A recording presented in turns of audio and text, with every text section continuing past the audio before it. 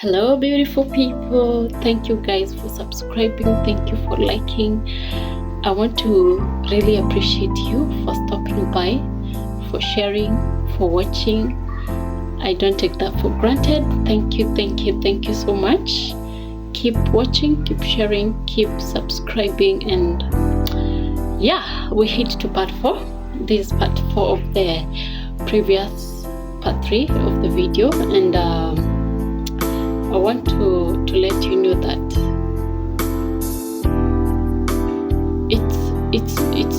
it's not sometimes we don't become whom we always want to be. In your dream or in your wishes, you always pray that you'll be a better person, you wish you can praise everybody, but that's not the case. You live to tell a different story, because in my case, that's here now the bitterness began, and I carried things forward all the time. It took me so much time to let go of this, because at this time, it's the second year in this new home, and now things are getting shady, We have the father on the other side, we have the mother on the other side, we have the daughter on the other side. I'm telling you, it was terrible. And at my age, I felt like that was too much. It was too much to bear, and I don't really know how I really got over that, because I think I was strong, and I'm a strong woman, and it took me a lot of courage to decide, is this the kind of life I want to continue with, or home is the best? And I think that was the first time I made the best decision in my entire life, because this particular day I woke up as usual, and we had a nanny. So remember some time back, I had this problem. It's called pneumonia. So I developed pneumonia because most of the time is when I was spending my time. Most of the time I was spending when washing clothes at night, in the morning, at 5 a.m. I'm up cleaning clothes, because I still have to go to school. So at this specific day, we had a nanny. So she was brought because I could no more. I could not wash clothes anymore. I could not do the house chores anymore, because now I would get these attacks. My ribs would hurt. I don't know why. They would really hurt, and whenever I tried to breathe, it was painful. So I think they felt they should have a nanny, but this nanny is not here like a nanny would say so. But I don't know, because I was still helping her. So yeah, so at this time, so we have a nanny at home. She's sleeping at home, and yeah. So one morning, the nanny asked me, Did you hear someone at the door, in our bedroom door? I told her, yeah. Did you see the person? I told her, yeah. Oh, I'm just surprised, because I'm shocked. I'm in a shock. I don't know if to tell the mom, now the wife to the husband, to the man now. I told her, yes, maybe you can. Does he do this to you? I told her, yes, and I've been scared to let the mom know. And this is the time that I opened up to this lady, and I told her, I'm not the biological daughter to them. So I think I would say I'm just like you. So we are not a family, but I'm staying with them. They took me to live with them. They take me to school. I thought that, and she was like, wow. And why would he come to the bedroom, not touch his daughter, but he's after you and me? Why is he doing that? I told her, no. Myself, I'm confused, and I think the best thing you can do, because you are older than me, I think you can make the best decision. So at this time, she tells me, no, the man, because he's the man of the house, he was always going to prove us wrong because we are outsiders. So even if I tell the mommy, she will do anything. So what I'll do, I cannot entertain this. So myself, I just stay for 1 month, then I'll have to go. And she did that. She left. So after a month, what's funny, this man was still doing the same thing. He never stopped. It was a daily routine, every day. And I was like, so you're not even ashamed or scared to even do this to a guest, to a nanny who is washing your clothes, who is cleaning the house? How desperate was he? I don't know. So it gets to this time that the nanny now said she wants to leave, and she had to pack and all that, but she told me, I remember she told me, the best thing you can do, no matter how bad your situation is at home, let me tell you, home will always be the best place to be. I promise you.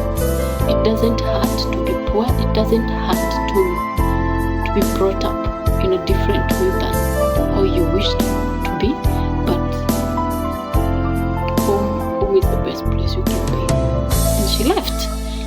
And let me tell you, I think the whole of that night I spent the whole time thinking, how am I going to call my grandfather back at home and tell him I want to leave?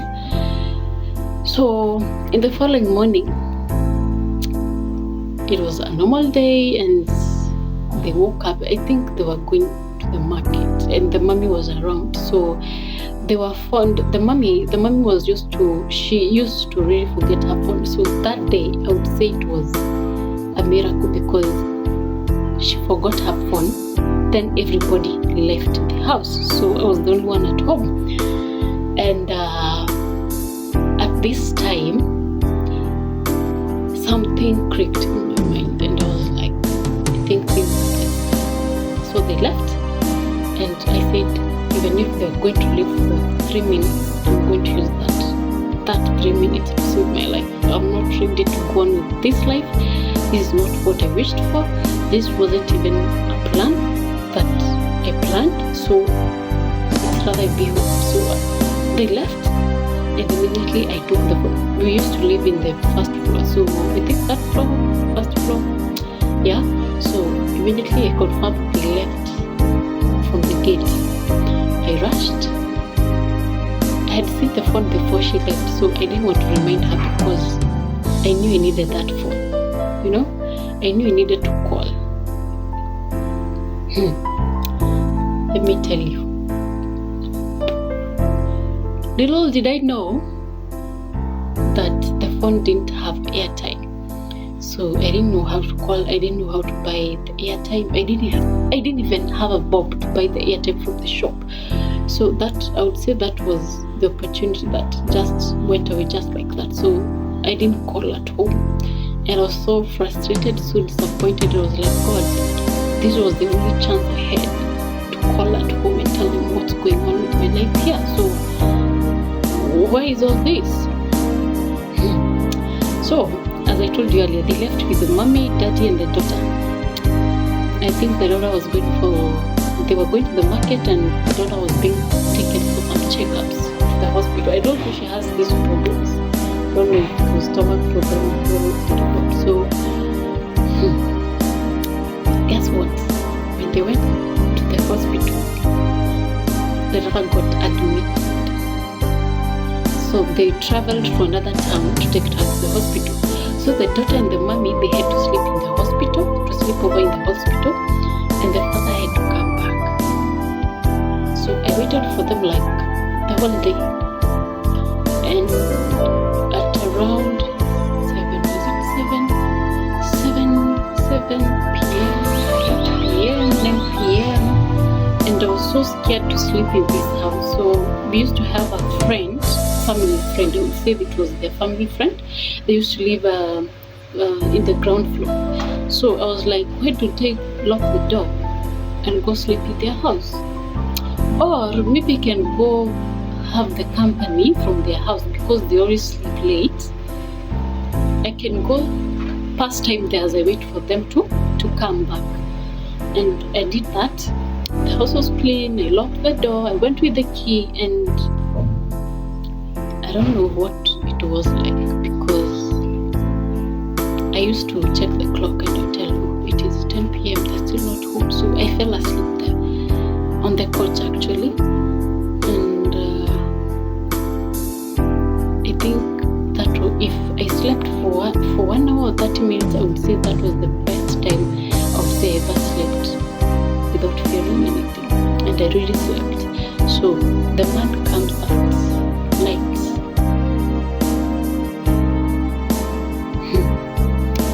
They get the key. They don't wake me up in the first place. They get the key, they open the door, and they come to pick me up. Now that it's the husband and the mom.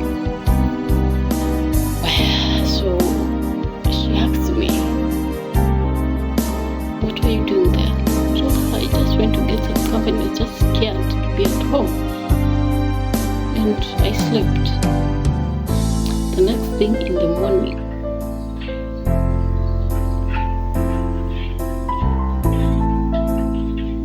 I would say it was, I don't know what to say. I don't know what to say, because at this time, when this man came inside the house, when I saw him, I was tense, I was scared. So, can you imagine?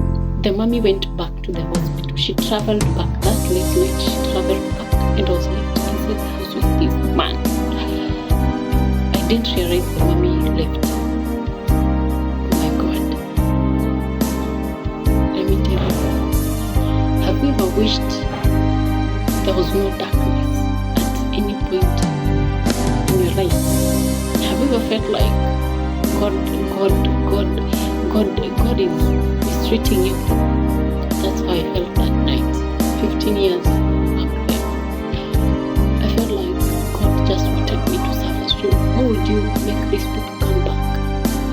Then thinking I'm safe, the mommy leaves. So I'm left with this monster at home. And let me tell you something.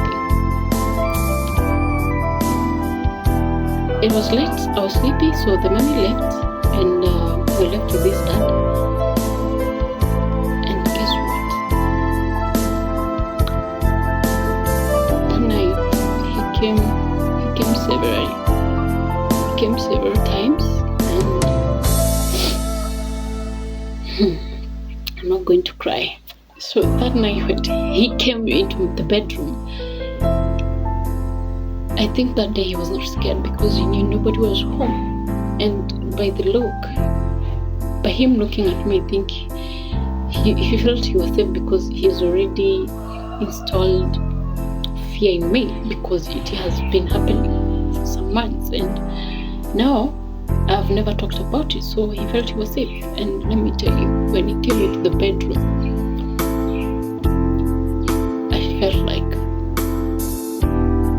it's rather he kills me, then he can do what he wants, because I don't want to even look at him.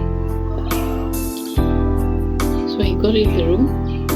He thought I was sleeping. I was not sleeping. He touched me and I woke up. And he pretended to be asking me if I'm okay, if I have covered myself, and I was like, really? Do you do that? Do you do that when you're naked? And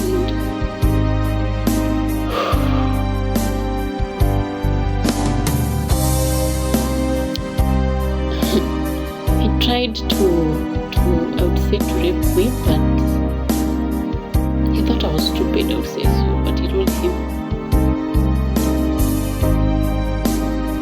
I want to go to the toilet. And he asked me why. I told him I want to go to the toilet. And I put on the lights from the bedroom, walking to the washroom corridor. I went to put on the lights, and I think he tensed, because now I can see him. He's only within innerwear, so I think he tensed, and I think he came back to his sense. And I don't know if it is God or what it was. I don't know what to say, but he didn't do it. So I went to the toilet. I cried. I told God, I have lived with my grandparents for the longest time. I have never felt unsafe in their hands. So how do you bring me this far from them and make me go through such kind of life? And let me tell you something. That day I felt like God was letting me down at some point, because this man, he's old enough to be called a grandfather. I think he was in his 40s, 50s. And now he cannot take advantage of his own kid. He wants to take advantage of me. So it is the hardest night I've ever had. And I didn't sleep. I stayed in the toilet. He walked into his bedroom. He stayed there. I think if I would say, I stayed there until in the morning. Yeah, at 6. I would say at 6 a.m. My face was swollen. My eyes were swollen. I was freezing. I was having goosebumps, stomachache. I couldn't tell what it was.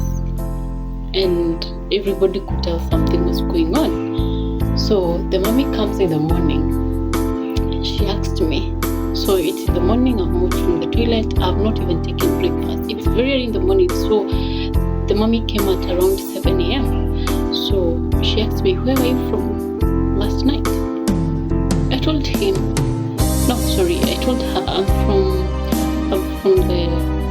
I was from the neighbor's house. You picked me. And she asked me, like, who gave you the permission to be there? So she beats me. She beats me without asking me, why did you go there? Why did you have to sleep there? She didn't ask me. And she really beat me. And I wish she asked me, why did you have to be there? Why did you go to sleep in the neighbor's house? Why did you not stay inside the house? I wish she asked me that, but she did not. She didn't even take a second to ask me. Don't want to cry. To ask me what even made you to be there at that time. She didn't, but deep inside, innocently, I was there because I was scared to be in that house. I felt like this man would come alone and maybe he does something. So I was running for my safety, but she didn't even ask, And this is the night that I told God, if you do really exist in this world, just do something to change my life. So over the day they leave, she forgets the phone again, and I would say this was the best day of my life. I didn't even wait till they leave the gate. Just peeping down the stairs, I rushed, I picked the phone, and I don't know how it had been long since I called my grandparents, and I knew his number of it, so I didn't have even to search. I called and there was some airtime. I called and told him, hey, where you? I want to be home. That's what I told him. I want to be home, and I want to be home as soon as possible. And he asked me, are you okay? I said yes, but I want to be home. And I started crying, and the last thing I remember that I told him was, don't tell them that I called you. And believe you me, grandfather did exactly that. He never told them that I called. So I happened to I don't know what to say. I happened now to tell the the what? I happen now to tense because I felt like, oh my God, will they know that I called at home? Will they know that I talked to somebody? So something told me delete the phone call, delete the call log. So in the call log, always you have numbers that you have dialed that specific time of that specific day. So I don't know how I did it, but I deleted the number that I dialed. And I just sat down and thought, God, this be the last time I'm going through this pain. And I'm telling you, it was the last time. It was the last time I would say I ever cried in that house. Believe you me, the following day they called and they say, oh hi, we want to talk to N.a.o.m.i, blah blah blah, and we were thinking if we can come pick her, she come rest. I think it was over the holiday that time, mid-holiday for the school term. So yeah, she can come stay with us and all that. And I was like, this is it. I'm telling you, I'm not coming back. They thought I was packing 2 clothes. I packed everything. I packed everything. And this specific day when they came, I was reading, they asked me what you called and all that. They did, so they didn't notice. So I was safe. Let me tell you, if there's somebody who cooperates with the orders that you give them, as long as they're positive, I'm telling you, they will follow them. It was my grandfather, he did that. He didn't call, he was so positive. He just said he wants to talk to N.a.o.m.i and all that. We want to tell her we're coming to pick her to come visit home. And the day came, and I think that was breaking point of every pain I ever had in that house. Can I tell you something? My grandfather came with my sister, and I hugged my grandfather and I really cried. I would say there were tears of pain and joy at the same day because I knew it's over. It will never happen again. I'm not safe. I cried, and I think grandfather felt something. And they were welcomed home. I took my bags and everything and I left. Let me tell you, it was 2 years of pain that I don't know if God had planned it. I don't know how to tell that, but it was 2 years of pain. Because I don't believe if you're not okay, if you're not mentally okay, you can perform in school. You're not. So in school I was not performing well. From home, even if you eat, you don't feel like you've eaten something. You eat and the next 3 minutes you're like, you're having goosebumps. You're tensing, you're in fear. You don't know what is going to happen tonight. So I would say for the first time when I went home, I slept like a baby. I slept like a small baby. And what I do feel like I owe my grandfather is telling him the real truth about the story. But too bad he rested, and may so rest in peace, because I believe it is because of him that I'm here today, all safe, and by God's grace, because it wasn't easy. Right now I'll be a victim of raped kids. I'll be a victim of, I don't know how I would heal from that. If I haven't even healed from him attempting to rape me, I don't think if he raped me, I don't know how things would be, but I don't think I would have ever healed in my entire life, because it's a process. It has been a process of, I don't know. And from the day I stepped out of that door, believe you me, the mommy kept looking for me until to date. She's still looking for me. I don't know where she gets my number. She tries to call, but I'm like, I don't think you're ready. I don't know why you're even pushing to look for me. Are you even ready for what I would tell you? I are you even going to think I'm lying? Are you going to even believe me? So I cut off the connection, the communication, because I don't want anything ever to do with that. Because anytime I see a new number calling in, I don't feel like, oh, they're looking for me. Because the mommy, I don't judge her because she didn't get the point to know what really made me call me. I never got that time to open up and tell her, hey, this is what happened, this is what it is.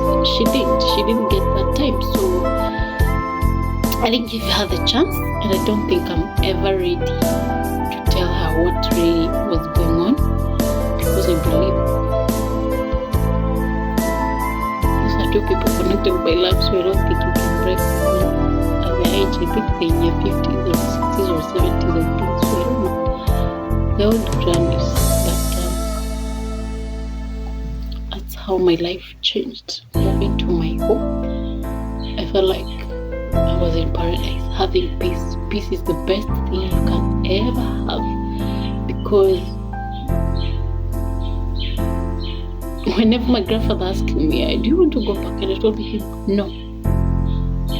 I'm telling you, he has. Until he died, he had never ever again asked me if I want to go back to that home. I think he believes kids don't lie, and always give people chance to make their own decision, no matter how young they are. Even for kids as young as they are, they have a right to make a decision, because as long as it's positive, I don't think it's wrong. You give them that space to make a decision.